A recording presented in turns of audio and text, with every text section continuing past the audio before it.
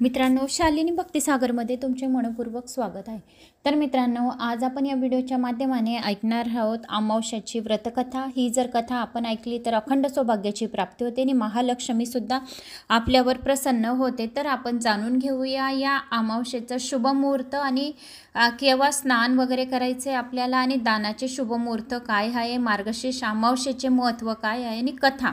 जर कोणी चॅनलला नवीन आलं असेल तर लाल बटन सबस्क्राइब करा, ऑलवर क्लिक करा, जास्तीत जास्त जणांना शेअर करा। कुठून कोणत्या गावात तुम्ही माझा हा व्हिडिओ ऐकत आहोत आपल्या गावाची कमेंट्स नक्की करा। श्री गणेशाय नमो नमः। मार्गशीर्ष अमावस्येची तारीख। यंदा मार्गशीर्ष अमावस्या 30 नोव्हेंबरला साजरी केली जाणार आहे। या दिवशी सकाळी 10:29 सुरू होणार आहे। दुसऱ्या दिवशी 1 डिसेंबरला 2024 सकाळी 11:50 संपेल। शनिवारी ही अमावस्या येत असल्याने याला शनी अमावस्या असे म्हटले जाते। गंगा स्नान आणि दानाचे खूप शुभ मुहूर्त। पंचांगानुसार मार्गशीर्ष अमावस्येच्या दिवशी ब्रह्ममुहूर्तावर 5:08 पासून तर 6:02 पर्यंत असणार आहे शुभ मुहूर्त ब्रह्ममुहूर्ताचं। तसेच अभिजित मुहूर्त 11:49 पासून तर दुपारी 12:30 पर्यंत आहे। अमावस्येचे महत्त्व। हिंदू धर्मात मार्गशीर्ष महिन्यातील अमावस्या खास महत्त्व आहे। या दिवशी गंगा नदीत किंवा कोणत्याही पवित्र नदीत स्नान केल्याने तसेच पितरांना नैवेद्य दाखवल्याने, दान केल्याने आयुष्यातील समस्या आणि संकटे दूर होतात। तसेच देवांचा आणि पितरांचा आशीर्वाद कायम राहतो। तसेच घरात कायम सुख समृद्धी कायम राहते। अमावस्येचा दिवस काल सर्पदोष, शनिदोष, घरातील दोष दूर करणे, दान धर्म इत्यादीसाठी खास महत्त्व आहे। धार्मिक श्रद्धेनुसार ब्रह्ममुहूर्तावर म्हणजे सकाळी सूर्योदयापूर्वी स्नान करणे शुभ मानले जाते। तर आपल्याला अमावस्येच्या या शुभ मुहूर्तावर आपल्याला स्नान करायचे। अमावस्येच्या दिवशी आपल्याला आपल्या अंघोळीच्या पाण्यात काळे तीळ आणि दूध टाकून गंगाजल टाकून आपल्याला स्नान करायचे। जर आपण असे स्नान केले तर आपल्यावर आपल्या पितरांचा सुद्धा आशीर्वाद राहतो। त्याशिवाय महालक्ष्मी सुद्धा आपल्यावर प्रसन्न राहते। तर तुम्हाला अशा या शुभ मुहूर्तावर गंगाजलाने नक्की स्नान करायचे, कारण आपण बाहेर जाऊ शकलो नाही तर आपल्याला गंगाजल टाकून स्नान करायचे, म्हणजे आपले सर्व दुःख दारिद्र्य दूर होतील आणि आपल्या घरातील सर्व जे काही आर्थिक अडचणी ते सुद्धा संपेल। तर अशा पद्धतीने आपण या दिवशी गरजू लोकांना सुद्धा दान धर्म करू शकता। गरजू लोकांना अमावस्येच्या दिवशी आणि शनिवार असल्यामुळे जर आपण दान धर्म केला तर आपल्यावरची सर्व इडापिडा दूर होऊन माता लक्ष्मीचा आपल्यावर आशीर्वाद राहतो। या दिवशी आपण पिंपळाच्या झाडाला दिवा लावू शकतो। विष्णू भगवानांचा वास आहे तर विष्णू भगवान हे पितरांमध्ये आहे, तर तुम्ही पिंपळाच्या झाडाला एक दिवा लांब वातीचा नक्की लावा। आणि शनिवार असल्यामुळे महत्त्व खूपच वाढलेले। या दिवशी जर मुलं चिडचिड करत असतील, हट्टी असतील तर तुम्ही एक नारळ घेऊन त्या नारळावर त्रिशूल काळा सेंदुराने आणि उत्तरेकडे तोंड करून त्या मुलांच्या या माणसांच्या अंगावरून तुम्ही उतरवून 7 वेळा वाहत्या पाण्यामध्ये प्रवाहामध्ये तुम्ही विसर्जन करा। जर त्यांना स्वप्न वाईट येत असतील, दुःस्वप्न पडत असतील तर सर्व प्रकाराच्या याच्यावर एक नारळ आणि त्याच्यावर सेंदूर आणि त्रिशूल काढून हा शनिवारचा दिवस अत्यंत महत्त्वाचा आहे। तर या दिवशी हा उतारा करायला विसरू नका। खराब स्वप्न येत असतील तर तुम्ही जवळ एक सुपारी ठेवा। सुपारीवर हळद, कुंकू, तांदूळ आणि लाल कपड्यात बांधून ती आपल्या जवळ म्हणजे उस्ती जवळ ठेवायची। याच्याने आपल्याला चांगले दृष्टांत दिसतील आणि स्वप्नामध्ये सुद्धा चांगले दृष्टांत तुम्हाला फरक पडेल। तर हे उपाय अगदी रामबाण उपाय आहेत, तर हे उपाय नक्की करून बघा। या दिवशी आपण कालभैरव अष्टकचं पठण करू शकतो, कारण की शनिवार असल्यामुळे आणि अमावस्या असल्यामुळे कालभैरव अष्टकचं पठण केल्याने आपल्या घरावरची नजर आणि अनिष्ट नजर दुष्ट शक्तीचा नाश होतो। पिवळ्या मोरी आपल्या घरावरून उतरून घ्यायच्या। या दिवशी आपल्या उंबरठ्यावर कापूर आणि लोंग नक्की जाळायचं आहे। या दिवशी आपण आपल्या फरची पुसण्याच्या पाण्यामध्ये मीठ आवर्जून टाकायचं आहे। मीठ, तुट्टी असेल तर तुट्टी, गोमूत्र आणि हळद आणि हळदीचे सुद्धा लेपन आपल्या दरवाजाला करायचे आणि मोहरीच्या तेलाचा दिवा आपल्या दरवाजाला लावायचा आहे। त्यात एक लोंग टाकायचे। असे केल्याने आपल्या घरातील सर्व दुष्ट शक्तीचा नाश होतो आणि माता लक्ष्मी सुद्धा आपल्यावर प्रसन्न होते। नेगेटिव्ह ऊर्जा घरातून दूर जातात। या दिवशी आपल्या देवघरातील देवांचे कपडे फाटलेले तुटलेले असतील तर ते कपडेसुद्धा तुम्हाला बदलवायचे, देवांना स्वच्छ अंघोळ घालायची, पंचामृताने गोडधोड नैवेद्य द्यायचं आहे, खडी साखर आणि तुम्हाला नारळ आणून ते नारळसुद्धा फोडलं अमावस्याला तरीसुद्धा महालक्ष्मी प्रसन्न होते. तर असे छोटे मोठे उपाय आपण या दिवशी करू शकतो. तर मित्रांनो, मला अशी आशा आहे तुम्हाला हे माझे व्हिडिओ नक्की आवडतील. आवडल्यास एक लाईक करा, चॅनलला सबस्क्राईब करा. कुठून कोणत्या गावात तुम्ही माझा हा व्हिडिओ ऐकत आहात आपल्या गावाची कमेंट्स नक्की करा. तर आता आपण आपल्या पतीच्या दीर्घ आयुष्यासाठी आपल्याला ही व्रतकथा ऐकायची आहे. तर शेवटपर्यंत कथा ऐका. आपल्या पतीच्या दीर्घ आयुष्यासाठी, आपल्या मुलांच्या प्रगतीसाठी, सर्वांच्या इच्छा कामना पूर्ण करण्यासाठी भगवान शिवाची कथा आहे. अमावस्येच्या दिवशी ऐकायला खूप महत्त्व आहे या कथेला. श्री गणेशाय नमो नमः. हे कामदेव अर्थात मदनाला जाणणाऱ्या, मनमोहना मत्स्यरूपी भयंकर अरण्याला जाळून टाकणाऱ्या, पर्वताचा जावई असणाऱ्या गंगेला आपल्या जटेत धारण करणाऱ्या, गंगाधरा कर्पूरगौरा विषाचे प्राशन केल्यामुळे ज्याच्या अंगाला निळा निळा रंग आलाय, असे हे महेशा दुष्ट आणि बलाढ्य राक्षसाचा नाश करणारा, त्रितापाचे हरण करणारा, सर्वभक्तांचा प्रिय सखा असा जो शंकर, त्याचे गुणवर्णन करायला माझ्याजवळ शक्ती नाही.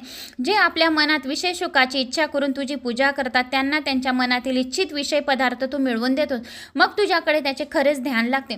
त्यामुळे ते आपोआप विरक्त होतात आणि स्वतःसाठी निर्वाण पद प्राप्त करून घेतात. सोमवार, शिवरात्र आणि प्रदोष ही व्रते विधिवत करून अनेक स्त्री पुरुष पूर्णपणे मुक्त झाले आहेत.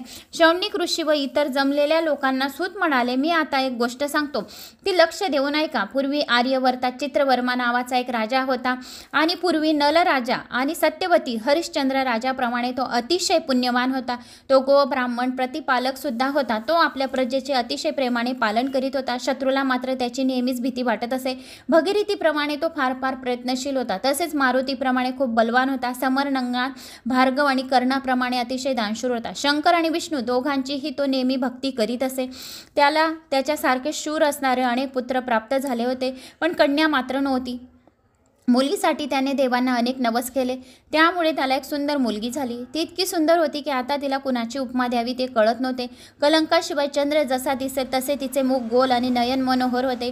विधात्याने त्रैलोक्यातले सगळे सौंदर्य एकत्र करून त्यापासून तिला घडवले आहे असे सर्वांना वाटत होते.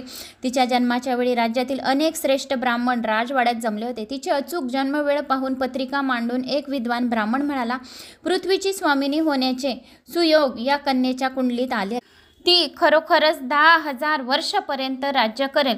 यावर ते खूप खुश झाले आणि त्यांनी जमलेल्या ब्राह्मणांना सर्वजण तृप्त होतील एवढे धनधान्य अलंकार दिले, उत्तम प्रकारची वस्त्रे दिली आणि दागदागिने दिली. मोठ्या थाटामाटात सर्व काही बारसे साजरे केले. रूपाची सीमा या कन्येपाशी झाली, म्हणजे हिच्याहून सुंदर स्त्री आज दुसरी या पृथ्वीवर कोणीही नाही असे ठरले. म्हणून राजाने तिचे नाव सिमितिनी असे ठेवले. सर्वत्र अतिशय आनंद चालला असताना एक पंडित म्हणाला, सांगितलेले सर्व भविष्य खरे आहे, पण सिमितीनेच तिच्या 14व्या वर्षी तिला विधवा योग येणार आहे. तो काहीही करून टळला पाहिजे. पंडितांचे भाषण ऐकून राजा मनातून खूप खिन्न झाला, खूप दुःखी झाला. आपल्या अंगावर अचानक आकाशामधून वीज कोसळली असे त्याला वाटत होते. व्रजाचा आघात आपल्यावर अंगावर करीत आहे असे त्याला वाटत होते. पंडित पुढे म्हणाला, राजा, चिंतेचे काही कारण नाही. शंकराच्या कृपेने सौभाग्यवर्धन होईल याची खात्री बाळग. तू शंकराची भक्ती कर. मी बोललो ते कधीही खोटे होणार नाही आणि तो भगवान शंकराचे होऊही देणार नाही. राजाने सर्व ब्राह्मणांना प्रणाम केला. सर्व आमंत्रित ब्राह्मण इतर पाहुणे मंडळी आपापल्या घरी निघून गेले. हळूहळू दिवस जात होते. एखाद्या चंद्रकलेप्रमाणे सिमितीने मोठी होत होती. 14 विद्या आणि 64 कला ती अतिशय निपुण झाली होती. ती सिमितीने उपपर झाली. राजाचे मन मात्र चिंतेने दग्ध झाले होते. विचार करून करून तिचा मेंदू शिनला होता. सिमितीने आता पौर्णिमेच्या पूर्ण चंद्रासारखी खूपच सुंदर दिसत होती. तिचे गायन सुरू झाले म्हणजे कोकिळा सुद्धा लाजून गप्प बसत होते. तिच्या सर्व अंगाला असा काही कोकिळा सुद्धा लाचून गप्प बसत होते. अंगाला सुंदर मधुर सुवास येत होता. कस्तुरीच्या मागे शोध घेत पळणारे मृग कस्तुरीचा शोध सोडून सिमितीनेच्या मागे धावत असत. वडिलांना तर जीव की प्राण वाटत होते.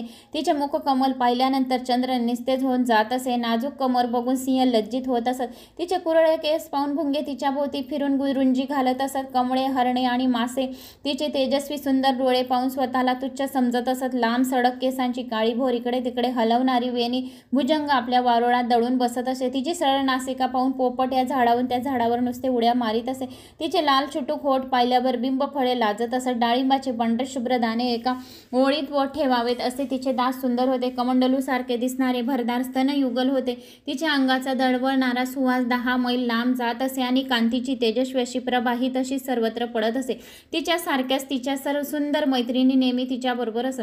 तिच्याशी गप्पा मारत त्यांच्या तोंडून एकदा तिने ऐकले होते की आपल्या 14व्या वर्षी वैधव्य योग येणार आहे. भविष्यपूर्वीच एका आपल्या 14व्या वर्षी विधवा योग येणार आहे असे एका पंडिताने सांगितले होते. ते ऐकल्यानंतर सिमी मनातून घाबरली होती. म्हणूनच एके दिवशी तिला ऋषी याज्ञवल्क्याची पत्नी मैत्री भेटली. तेव्हा तिचे पाय धरून गहिवरल्या आवाजात सिमी तिला म्हणाली, हे माते, तुला मी शरण आले. माझे सौभाग्य रक्षण करण्यासाठी, सौभाग्य वाढवण्यासाठी मी कोणते व्रत करू याचे मार्गदर्शन तू मला कर. कोणत्या देवाची पूजा करू, कोणत्या गुरुला शरण जाऊ ते तू मला सांग. मला 14व्या वर्षी विधवा योग येणार आहे असे पंडितांनी सांगितले आणि दुर्गती टाळण्यासाठी आता मी काय करू.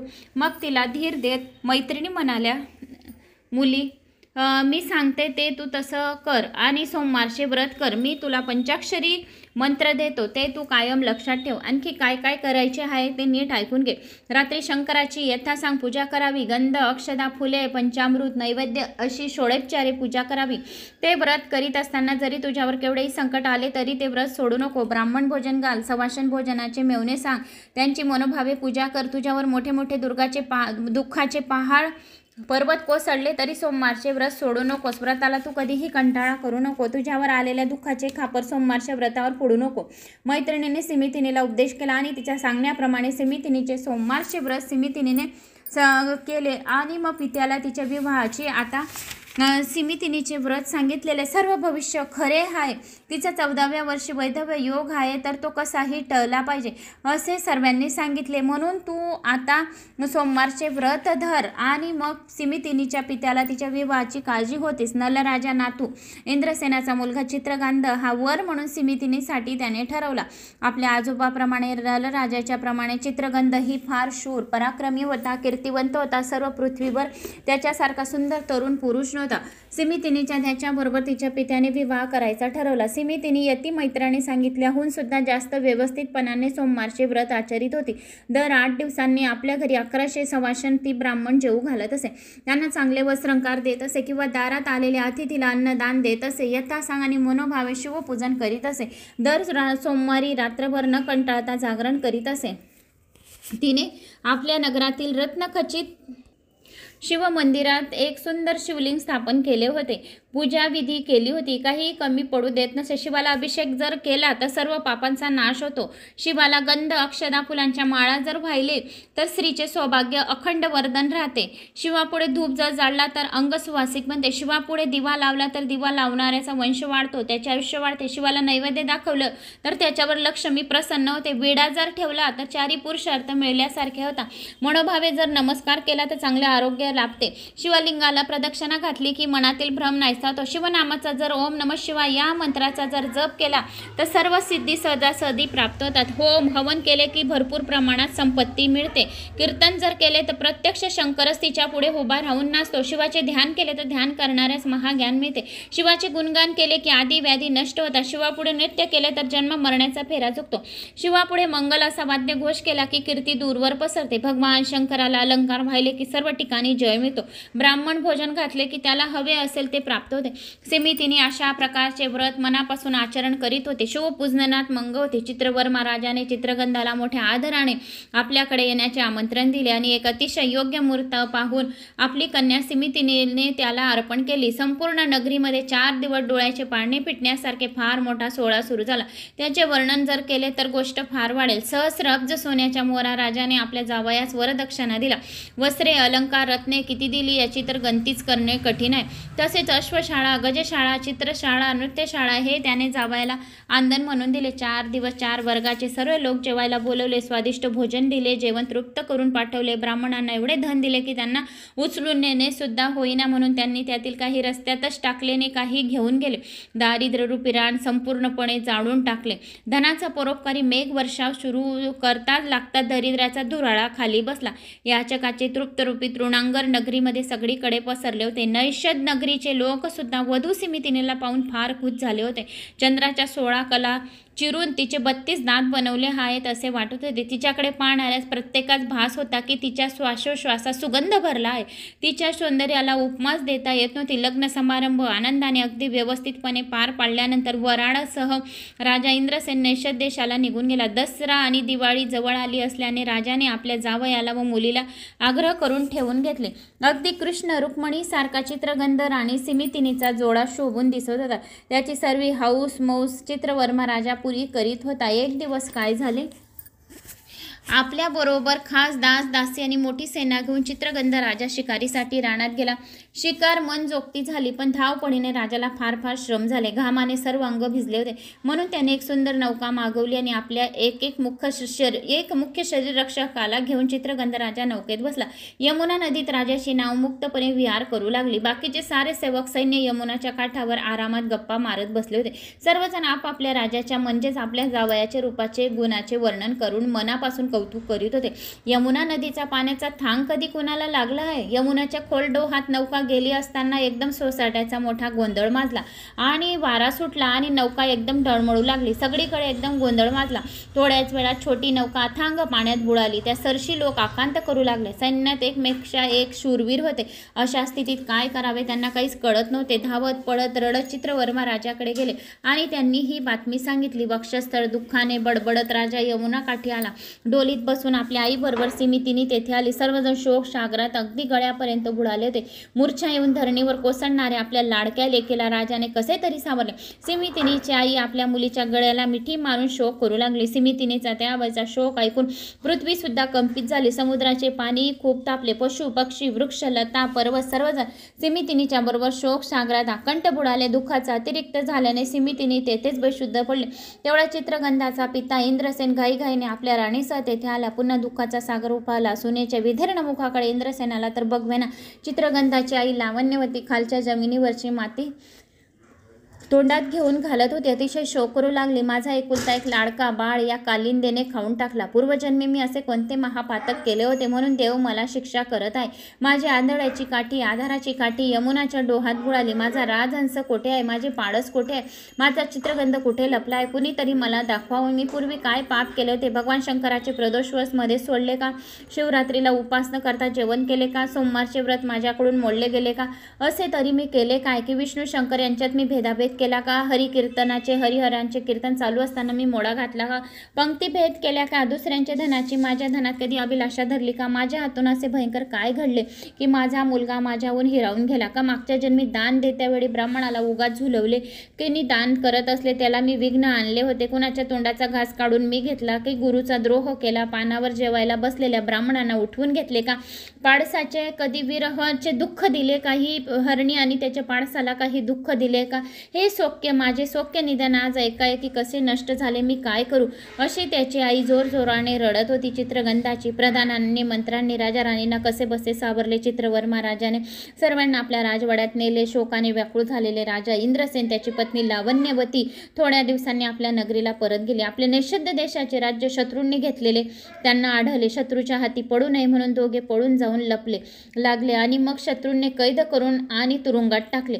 सिमितिनीने सुद्धा मोठ्या धाडसाने आपला शोक आवरला होता आणि मैत्रीने सांगितलेल्या गोष्टीचे तिला स्मरण होते. ती म्हणाली होती केवढेही दुःखाचे पर्वत अंगावर कोसळले तरी सोमवारचे व्रत सोडू नको हे तिला आता चांगलेच आठवले. सिमितिनीने आपले व्रत तसेच पुढे चालू ठेवले. दर 8 दिवसांनी 1100 सवाशन ब्राह्मणाची ती पूजा करू लागली. स्वतः सर्व सुखभोगाचा त्याग केला. दिवस रात्र शिवाचे स्मरण चालू केले. अशी 1, 2, 3 वर्ष निघून गेले. इकडे जेव्हा चित्रगंधाची होडी यमुनेत बुडाली होती तेव्हा पाण्यात पडाली होती. तिथल्या नागकन्याने त्याला पाताळ नगरीत नेले.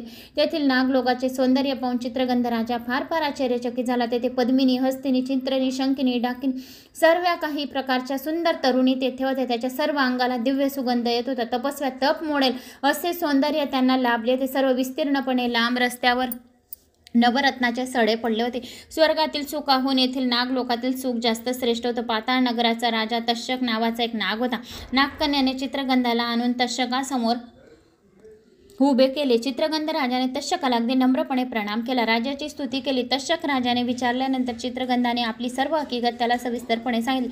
तक्षकाने विचारले, तुम्ही कोणत्या देवाची भक्ती करता? मी भक्ती करतो शंकराची. शंकर कृपेचा महिमा फार आगाध आहे. चित्रगंधाने उत्तर दिले, प्रकृती पुरुष दोघंही शंकरानेच निर्माण केले आहे. या अनंत ब्रह्मांडाचा सारा प्रसार आहे शंकरच आहे. त्याची इच्छा बदलली की एका क्षणात सर्व काही निर्माण केलेल्या सर्व ब्रह्मांडाचा नाश होऊ शकतो. पंचमहाभूते हे सर्व शंकराच्या अधीन आहे.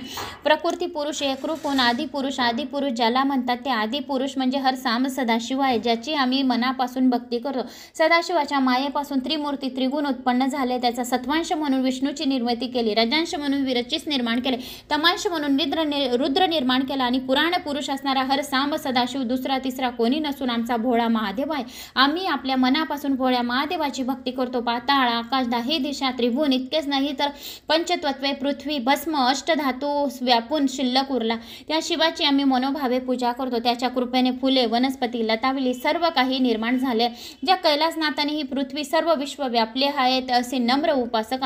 तेजस्वी अशा सूर्य ज्याचे नेत्र आहे, शीतल चंद्रासारखे ज्याचे मन आहे, विष्णू म्हणजे ज्याचे अंतकरण आहे, बुद्धी ज्याची द्रुहीण आहे, अहंकार ज्याच्या रुद्र आहे, तो विराट पुरुष हरसाम सदाशिव आहे. जितके जितके देव आहेत तितके सर्व शिवाचे अवयव आहेत. 11 रुद्र आणि सर्व त्याच्या समोर हात जोडून सदोसदी उभे असतात. अशा शंकराचे पामर माझ्या शब्दात काय वर्णन करणार. मी म्हणजे शंकराचा दासाहून दास आहे. चित्रगंधाचे हे नम्र आणि चतुर भाषण ऐकून तक्षक राजाला मनातून फार आनंद झाला. त्याने स्वतः सर्व नागलोक फिरवून त्याला दाखवला आणि म्हटले, चित्रगंधा तू मला फार आवडतोस. देवांना कष्टाने सुद्धा तू मिळणार नाही. अशा कित्येक गोष्टी येथे आहेत तेव्हा तू माझ्या जवळ येतेच राहावंस अशी माझी इच्छा आहे. चित्रगंध नम्रपणे म्हणाला, महाराज माझ्या आई वडिलांचा मी एकुलता एक असा मुलगा. माझी लावण्यवती सुकुमारी पत्नी सिमितीने फक्त 14 वर्षाचे मी नाहीसा झालेला पाहून तिने कदाचित प्राण सोडले असेल. माझ्या घरी जाऊन माझ्या आई वडिलांची पायाची सेवा मी कधी करेन असे मला झाले. माझ्या वाचून माझी आई अगदी रोज एखाद्या माशासारखी तडफडत असेल. तिच्या नेत्रात प्राण नेत्रामध्ये गोळा झालेले असतील तर मला माझ्या आईकडे पुन्हा पृथ्वीवर सोडा असे त्याने चित्रगंधाने कळकळीने अश्रू काढत तक्षक राजाला सांगितले की अगदी पाय धरले. तक्षक राजाने त्याच्यावर प्रसन्न होऊन त्याला अपार वस्तू देणगी म्हणून दिल्या. त्याचबरोबर 12 सहस्र नागाचे बळ त्याला दान दिले. जेव्हा तू अडचणीत असशील किंवा तुला माझी गरज असेल तेव्हा तू मला स्मरण कर. तेव्हा तुझ्या समोर येऊन मी प्रकट होईल. पृथ्वीवर न मिळणारी चिंतामणी रत्ने सप्रेम भेट म्हणून दिल्या. मिळालेले सर्व वस्तू एकत्रित बांधले. मोठे पर्वता एवढे गाठोडे केले. राक्षसाच्या डोक्यावर भले मोठे गाठोडे देऊन एका नागाच्या फणीवर बसून पाण्यामध्ये तक्षक राजाने त्या यमुनाच्या तीरावर आणून सोडले. नेमके त्याच वेळी सिमितीने यमुनेच्या स्नान करण्यासाठी नदीकाठी आली होती. दोघंही एकमेकांचे अगदी टक लावून पाहत होते. एकमेकांशी पण बोलत मात्र कोणीच नव्हते. त्याने सिमितीनेला आपली ओळख दाखवली. चित्रगंध राजा आता पूर्वीपेक्षा फार तेजस्वी दिसत होता. त्याच्या मस्तकावरच्या मोत्यांच्या माळा तेजाने चमकत होत्या. मोठ्या मोठ्या पाणीदार टपोऱ्या मोत्यांची माळ त्याने आपल्या गळ्यात घातली होती. तिच्या कमरेचा कंबरपट्टा पाचूने सुंदर नक्षीकाम केले होते. त्याच प्रकाश धरणीवर पडला होता. तो हिरवा प्रकाश पाहून कोवळ्या कोवळ्या गवताच्या आशेने हरणे इकडे तिकडे धावत होती. अंगाला चंदनाचा सुवास येत होता. त्यामुळे अवतीभोवती भुंगे गुजराव करत होती. चित्रगंध राजाला एक टक पाहून तिचे मन तृप्त झाले होते. टक लावून सिमितीने त्याच्याकडे पाहत होती. चित्रगंध ही तटस्थ उभा राहून तिच्याकडे टक लावून पाहत होता. स्वर्गातील रंभा उर्वशीने तिचे दास्य करावे अशी ती अत्यंत सुंदर मनमोहक दिसत होती. तिच्या अंगावर अलंकार मात्र नव्हते. डोळ्यात काजळ रेखले नव्हते. तिचे चिंतेने शरीर खूप खूप क्रूज झाले होते. पण ग्रहण काळात चंद्राला रावणे घासावे अशी कोमलांगी काळ बनलेली दिसत होती. हळूहळू राजा चित्रगंध पुढे गेला. त्याने तिला विचारले, आपण कोण आहात? मला आपली सर्व हकीकत ऐकण्याची इच्छा आहे. आपली हरकत नसेल तर मला सांगा. मग आपल्या जन्मापासूनची सर्व हकीकत सिमितीने चित्रगंधाला सविस्तर सांगितली. बोलताना तिचे दात तेजस्वी नक्षत्रासारखे चमकत होते. सिमितीनीची मैत्रिणी तिच्या जवळ होत्या. त्यांनी सांगितले की 3 वर्षापासून हिचा पती याच ठिकाणी यमुनाच्या पाण्यात पडून मरण पावला आहे. हिच्या सासू सासऱ्यांनी शत्रूने पकडून कैदेत ठेवले आहे. या सुंदरीची त्यामुळे अशी दयनीय अवस्था झाली आहे. तिची अशी हकीकत ऐकताना चित्रगंधाचे डोळे अश्रूने भरून आले. आपल्या उत्तरेने तो डोळे पुसत होता. सिमितीने आपल्या सख्यांना हळूच कानात सांगितले की त्यांना त्याचं नाव गाव कुठून आले आहेत हे विचारा. त्याबद्दलची इच्छा जाणून घेण्याची माझी फार इच्छा आहे. सख्यांनी चित्रगंधाला तसा प्रश्न केला.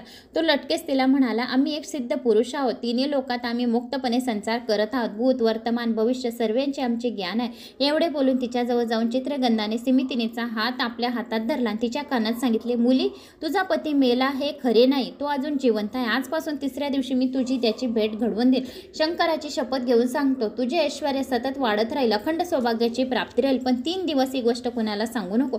सिमितिनीने खालच्या मानेने चोरून त्याच्याकडे पाहत होती. मुखातून बाहेर पडणारे अमृतासारखे बोल आपल्या कानात गुंजराव करत होते. खरोखर हाच तर आपला पती असेल काय? पण तो तर मृत्यू पावला, पण तो परत कसा येईल? लागोलाग डोळे मिटून तिने शंकराचे स्मरण केले.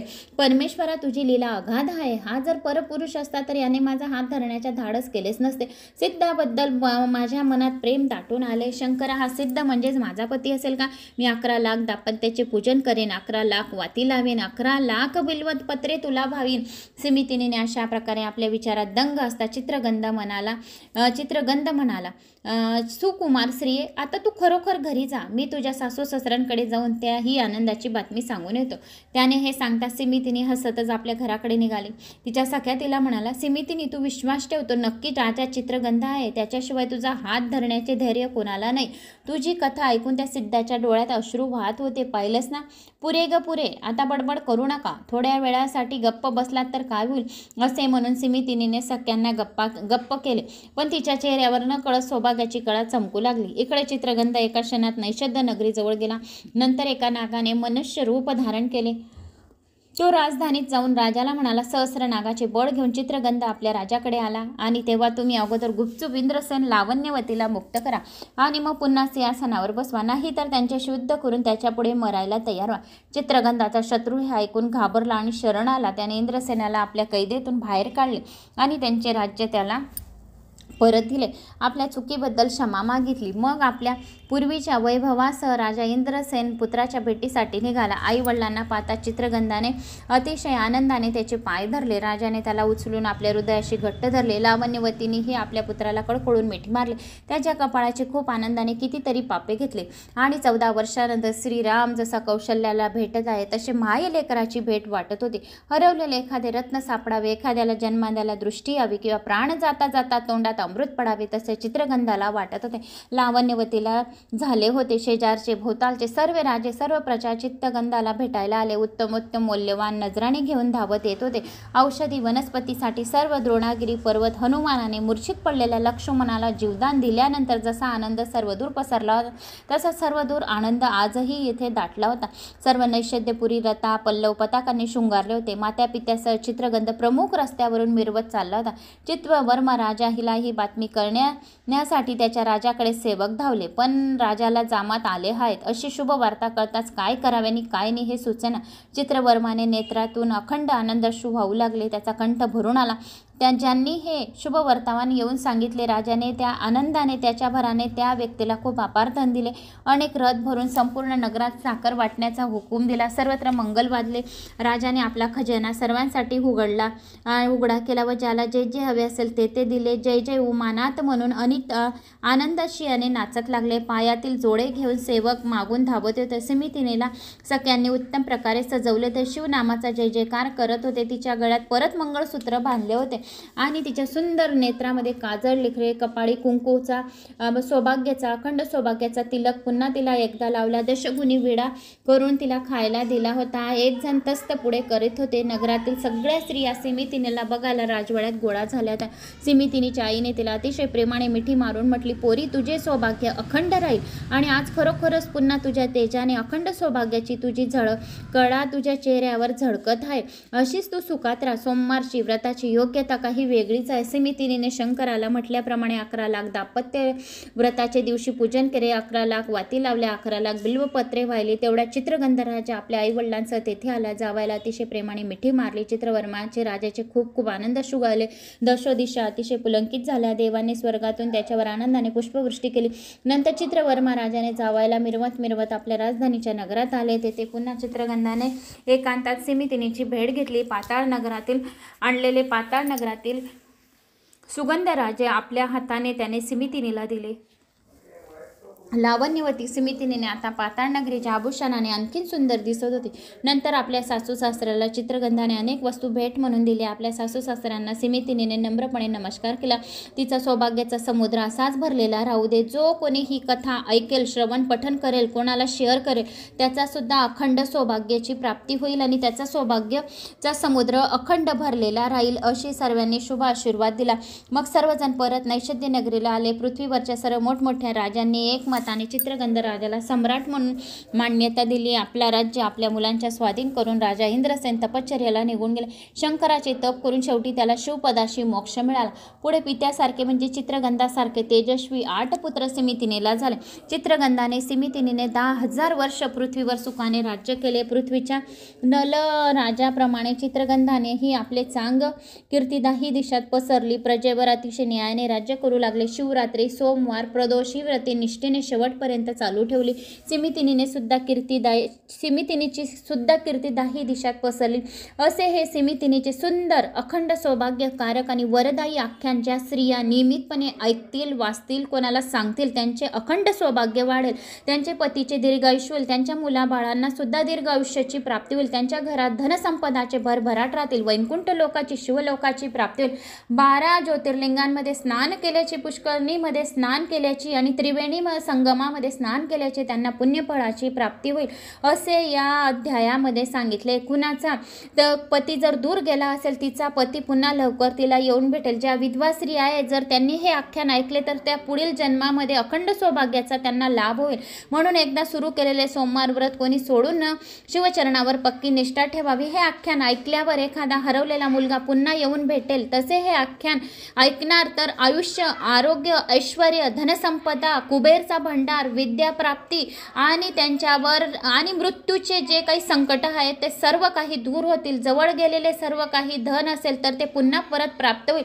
कुबेरचा भंडार त्यांच्या जवळ भरेल आणि माता लक्ष्मी, विष्णू भगवान सोबत त्यांच्या घरात अखंड लक्ष्मी चिरकाल नांदेल. शत्रू त्यांच्याकडे अगदी सहजपणे पराजय होतील. शत्रू त्यांच्याकडे घुटणे टेकून येतील. असे हे स्मितीनेचे आख्यान म्हणजे एक तीर्थाची तीर्थ, प्रयाग तीर्थाहून सुद्धा श्रेष्ठ तीर्थ आणि कपिला गायीचे 1000 गायी दान केल्याचे पुण्य हे अध्याय फक्त श्रवण केल्या मात्रे त्यांना मिळेल. भक्तिरूपी हे माघ मासात या स्नान केल्याचे जे पुण्य मिळते आणि जे सर्व काही 7 जन्माचे दुःख दारिद्र्य असेल तर ते नष्ट होतील आणि त्यांना शिवपदी अंतिम त्यांना शिवपद प्राप्त होईल. असे हे स्मितीनेचे आख्यान म्हणजे साक्षात अमृत याने अमृत आहे. तर असे हे आख्यान होते स्मितीनेचे. तर अशी आशा आहे मित्रांनो की तुम्हाला हे स्मितीनेचे आख्यान आवडले असेल. अखंड सौभाग्याचे, आपल्या मुलाबाळांसाठी, आपल्या पतीच्या दीर्घायुष्याची प्राप्तीसाठी. तर एक लाईक नक्की करा. कमेंट्स बॉक्समध्ये हर हर महादेव, हर साम सदाशिव, ओम नमः शिवाय आपल्या गावाचे कमेंट्स नक्की करा. आपल्या पतीच्या दीर्घायुष्यासाठी नक्की कमेंट्स करा ओम नमः शिवाय. आपल्या मुलाबाळांची प्रगतीसाठी नक्की कमेंट्स करा ओम नमः शिवाय. आवडल्यास शेअर नक्की करा. शालिनी भक्तिसागर कथा ते पण माझं चॅनल आहे, त्या चॅनलला बी सबस्क्राईब करा. जय श्री महाकाल.